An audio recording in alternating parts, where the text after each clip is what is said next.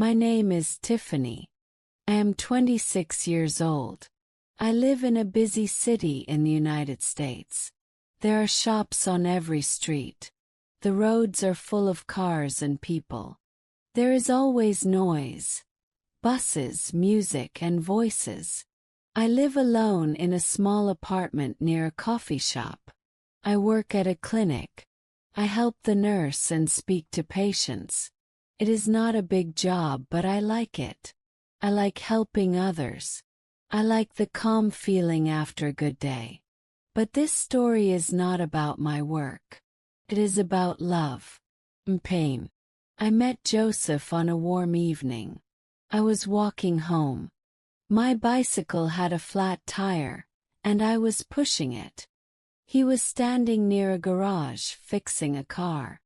He looked up and smiled. "Need help?" he asked. His hands were black with oil. His shirt had a rip, and his face was tired. But his smile was soft. Smiled back. "Yes," I said.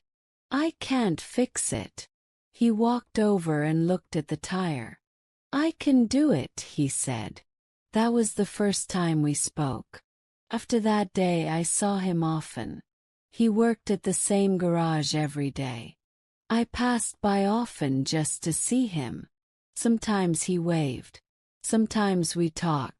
Then we started meeting on weekends. We walked through the city park. We sat by the fountain and ate ice cream. He likes soft rock music. I like pop. We talked about movies, food, and our lives.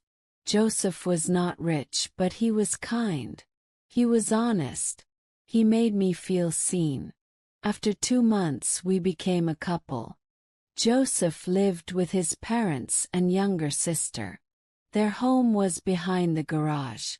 It was an old house with brown bricks and a small porch. I met his family after 3 months. I was excited. I wore my best dress and brought a cake from a bakery. My hands were cold. My heart beat fast. I wanted to make a good first impression. They did not smile much. His mother took the cake but did not say thank you. She wore a pearl necklace and red lipstick. Her eyes were cold. His father gave me a quick handshake and went back to his newspaper. Claire, his sister, stayed in her room. I asked if she would join us.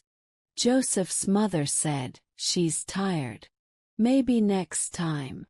We sat at the table. The food smelled good. Joseph tried to make me laugh. He told funny stories from his job. I smiled and laughed, but the room felt cold. His parents didn't ask about me. They didn't ask where I was from or what I liked. It was like I wasn't there. After dinner, I helped his mother with the plates. I smiled and said, "Thank you. The food was lovely." She looked at me. "You work at a clinic?" she asked. He nodded. "Yes, I help the nurse. I speak to patients, clean tools, small things like that." She gave a short laugh. "So you don't have a degree?" she asked. "No," I said. "But I'm learning. I work hard." She smiled again, but it was not warm. "That's good," she said. "Joseph needs someone who works hard." Felt small. I didn't know what to say. I left early that night. Joseph walked me home. He held my hand. "They liked you," he said. "They're just quiet." I didn't believe him, but I smiled. I didn't want to make him sad. Maybe it was just the first time. Maybe they needed time to know me. But things didn't change. They got worse. The next time I visited, Claire came out. She looked at my shoes and said, "You wore those." I looked down. They were clean, but not fancy. She laughed and walked away. At dinner, his mother said, "You girls today don't cook." always eating out. His father asked Joseph, "She's still working part-time?" Joseph smiled and said, "Yes, but she wants to study more." His father shook his head and said nothing. Each visit was the same. Cold looks, quiet jokes. Claire made faces when I spoke. His mother talked over me. His father watched me like I was in his way. One Sunday, I brought flowers for his mother. She took them but did not smile. "Thank you," she said. "We already have flowers in the backyard." Claire laughed. I felt my cheeks burn. I wanted to leave.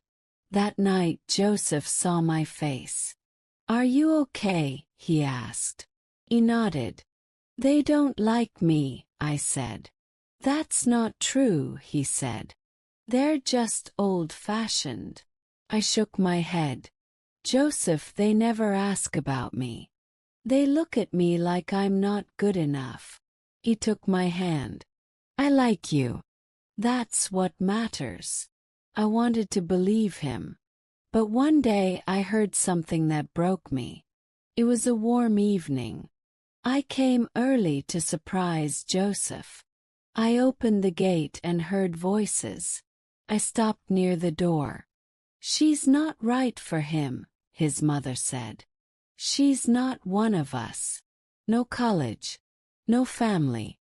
Just some girl from a clinic." His father said, "He will listen to her. Then he'll end up working more to help her." "She's not smart," Claire said. "She's boring." They all laughed. My hands began to shake. My heart hurt.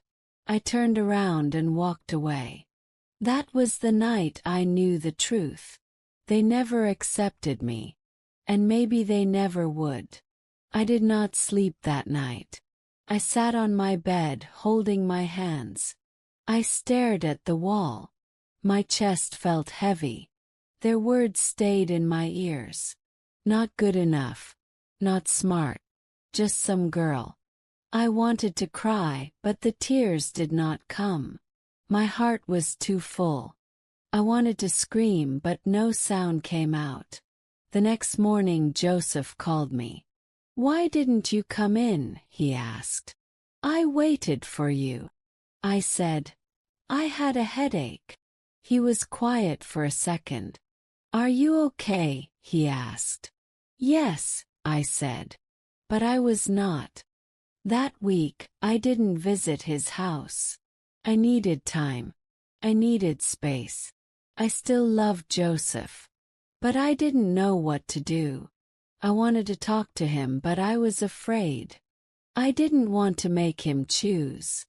I didn't want to be a problem. On Saturday he came to see me. He brought sandwiches and soda.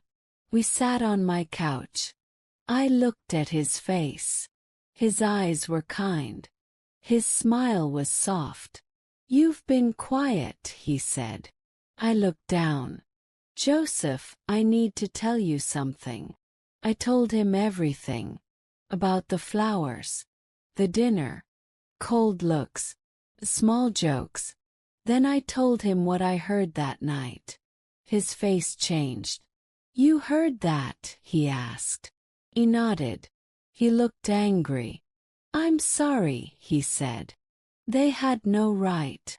"I don't think they will ever accept me," I said.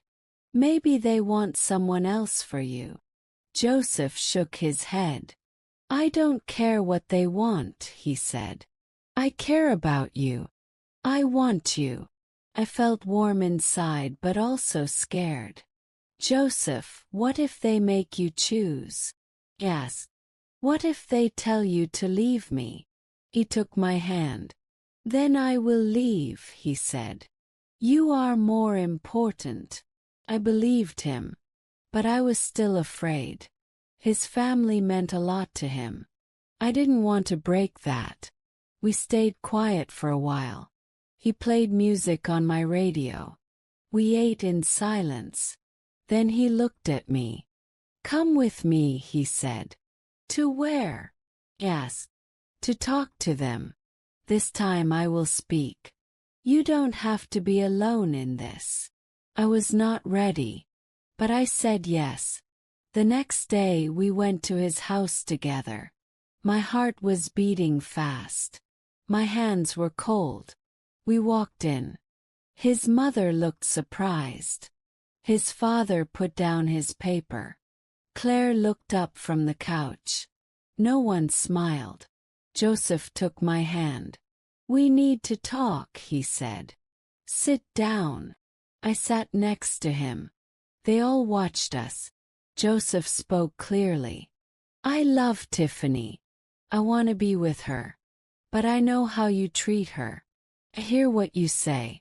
It is not okay. His mother frowned. Joseph, we only want the best for you. And Tiffany is the best for me, he said. She is kind. She is honest. She works hard. That's more than enough. Claire rolled her eyes. She's boring, she said. And poor. I stood up. I didn't come here to fight, I said. I came here because I love Joseph. But I will not beg for respect. His father stood up too. You think you can walk in here and take our son? He asked. Joseph stood beside me. I'm not a child, he said. You don't get to choose who I love. His mother looked away. Claire crossed her arms. The room was quiet. I will move out, Joseph said. We'll find a place. We'll build our own life. I turned to him. Joseph, are you sure? He nodded. I should have done this earlier. We left the house. My legs felt weak. My heart was racing. But Joseph was beside me. He didn't let go of my hand. That week we looked at apartments. Small ones, old ones, places with tiny kitchens and creaky stairs. But they were ours. We chose a small place near the bus stop. It had one bedroom and a small window in the kitchen. We signed the papers. We moved in with a few bags, a table, and love. His family didn't call. Not for weeks. No visits.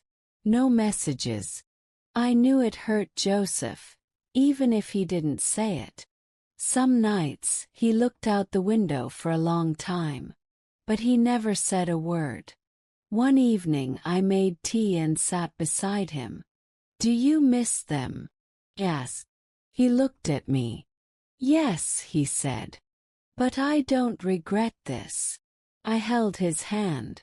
Thank you, I said, for standing by me. He smiled. You're my home now. That night I cried. But they were not sad tears. They were quiet tears of love.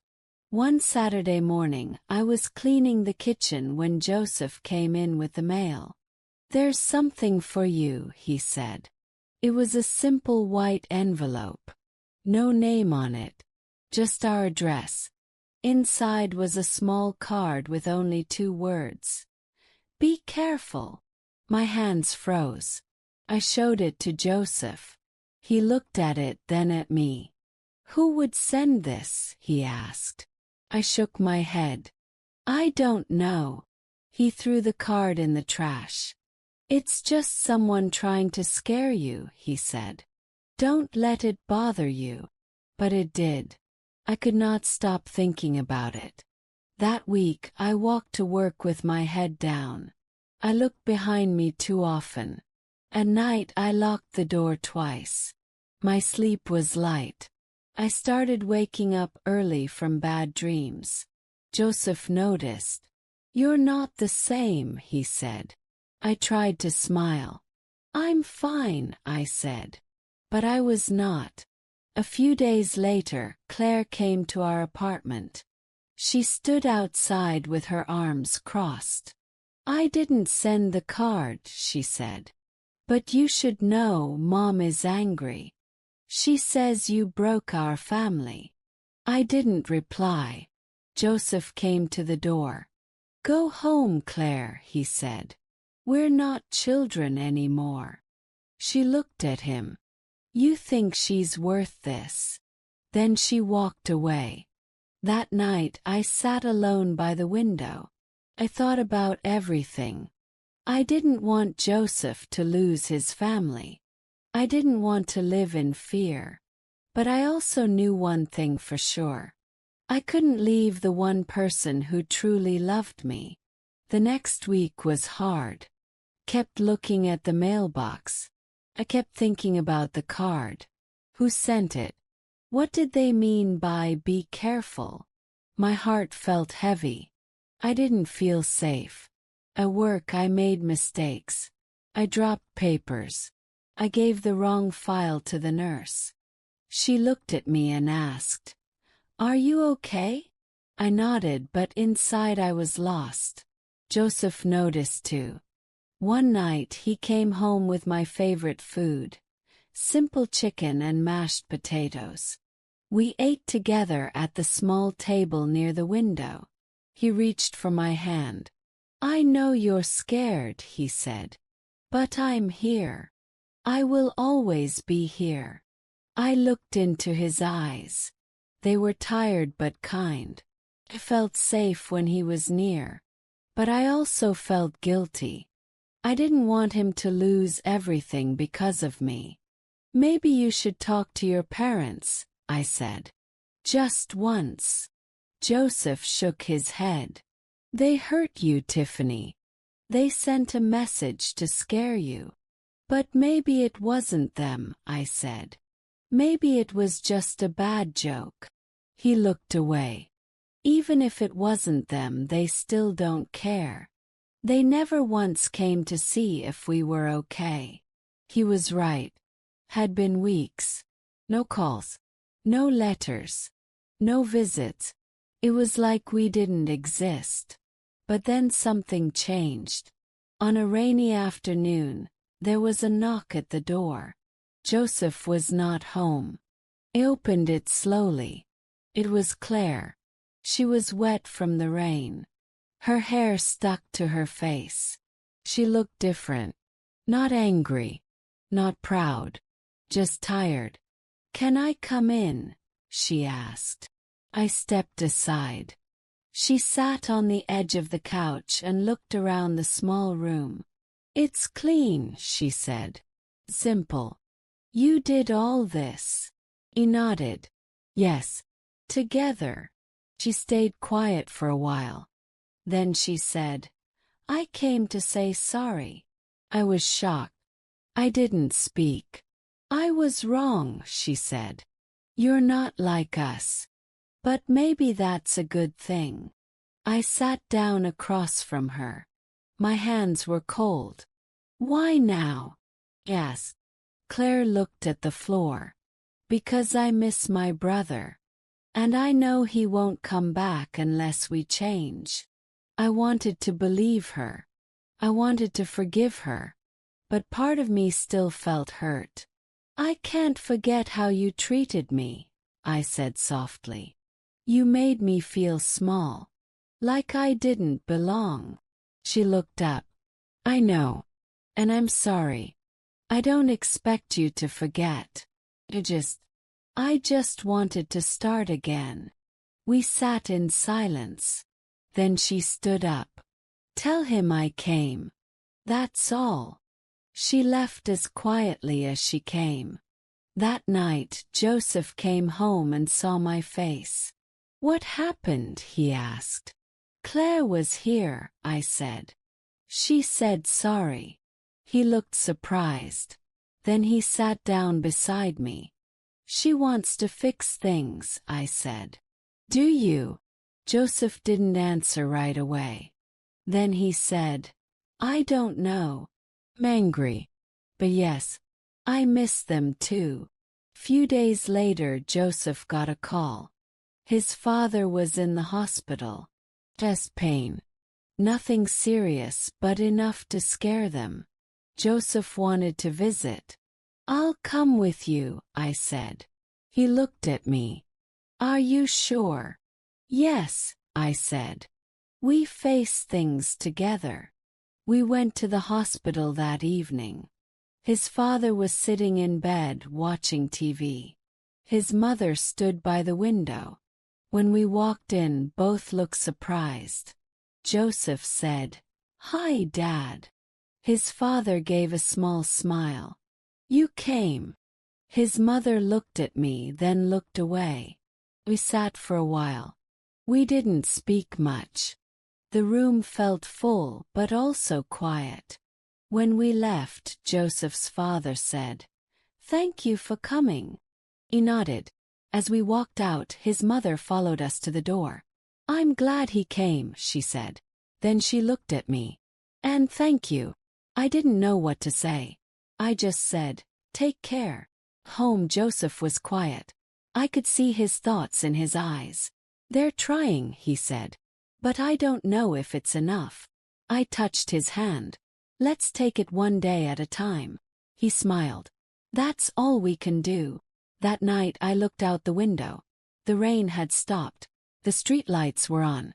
The world looked soft, quiet. Maybe things would never be perfect. But maybe they didn't need to be. Life didn't change all at once. After the hospital visit, Joseph's parents stayed quiet.